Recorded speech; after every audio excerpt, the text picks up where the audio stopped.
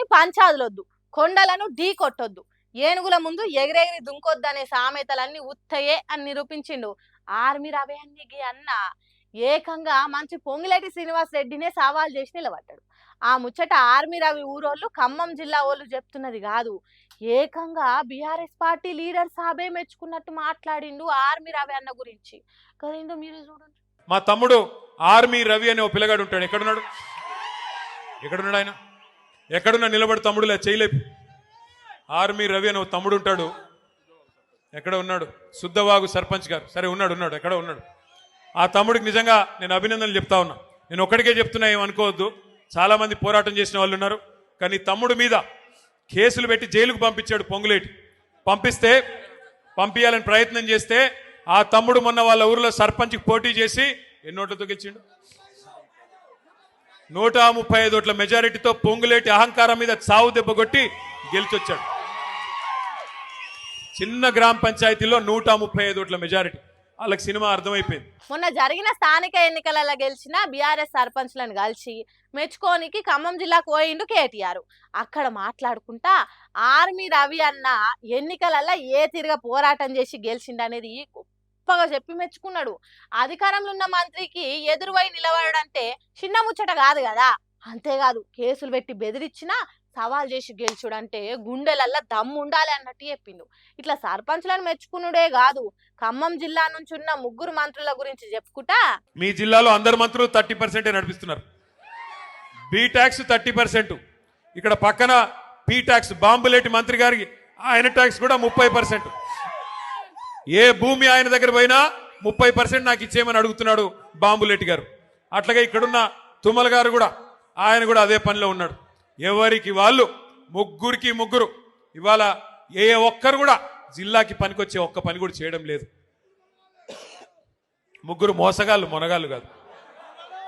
ఒకటి మాత్రం వాస్తవం, ఈ 3 మోసగాళ్ళకి అసలైన నాయకుడు ఎవడా అంటే అలీబాబా పైన ఉన్నాడు. ఇప్పుడు తెలంగాణలో రైతన్నలు దానిలాడుతున్న యూరియా ముచ్చట గురించి చెప్పిండు. 2-3 రైతన్నలు వచ్చారు. వచ్చి వాళ్ళ గోడు చెప్పుకుంటున్నారు. పాలేరు వాళ్ళు, అన్నా మా ఎమ్మెల్యే గారు ఇప్పుడు మంత్రిగా ఉన్నారు, వ్యవసాయ మంత్రి గారు మా జిల్లా, 2 ఉన్నారు, ఉప ముఖ్యమంత్రి కూడా మా జిల్లానే, 3 మంత్రులు, 3 మొనగాళ్ళు ఉన్నారు. కానీ దురదృష్టం ఒక్క యూరియా బస్తా దొరకడం లేదు. ఎవరికి చెప్పుకోవాలి మేము? ఎవరికి చెప్పుకోవాలా అని రైతన్నలు వచ్చి అడుగుతుంటే వారిని నేను ఒకటే అడిగిన, మరి మార్పు అన్నారు, మార్పు అని ఓటేశారు, బాగున్నదా మార్పు అని అడిగిన. అంటే ఏం చెప్పాలన్నా, సరే జరిగింది, పాలిచ్చే గేదెని వద్దనుకుని తన్నే దున్నపోతుని తెచ్చుకున్నాము, తప్పదు కదా, అనుభవించక తప్పదు కదా అని చెప్పారు. రైతులు కూడా బాధపడతా ఉన్నారు. ఇంటి నిండా మంది ఉన్నా లాభం మాత్రం సున్నా అన్నట్టే ఉన్నదట. ఇక కేటీఆర్ సభ గురించి ముందే తెలిసిన వైఎస్ఆర్సీపీ కార్యకర్తలు జెండాలు చేతబట్టి గట్టిగా ఘన స్వాగతం పలుకుడుతోని ఇప్పుడు ఈ వీడియో సోషల్ మీడియాలో సొక్క వైరల్ అవుతుంది. బీఆర్ఎస్ వైఎస్ఆర్సీపీ ఒకటి, కాంగ్రెస్ టీడీపీ ఒకటి అన్నట్టు తయారైంది ఈ రాజకీయం అని మాట్లాడుకుంటుర్రు 2 తెలుగు రాష్ట్రాల పబ్లిక్. సరే, ఎవరి దోస్తాను ఏంటిది అనేది పక్కకు పెడితే ఐబొమ్మ రవి తీరుగా ఆర్మీ రవి కేటీఆర్ మీటింగ్ లో ఫేమస్ అయ్యిండు.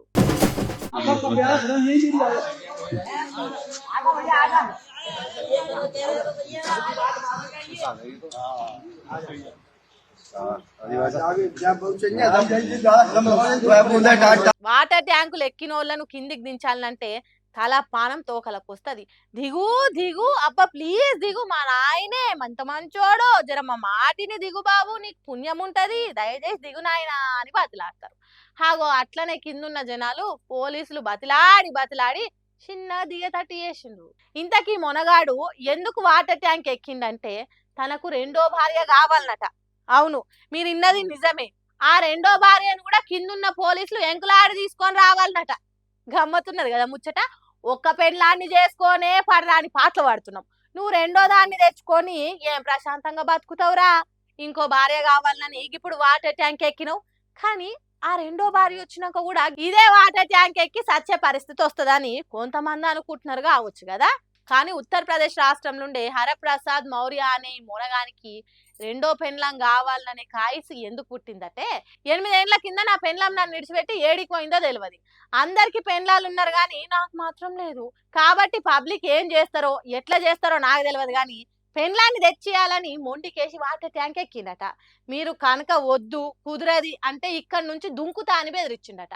అంతలోమే పోలీసులు కూడా చేరుకొని సర్ది చెప్పి నచ్చజెప్పి చిన్న కిందికి దించి అడిగితే హరిప్రసాద్ బాధ అంతా చెప్పుకున్నాడట.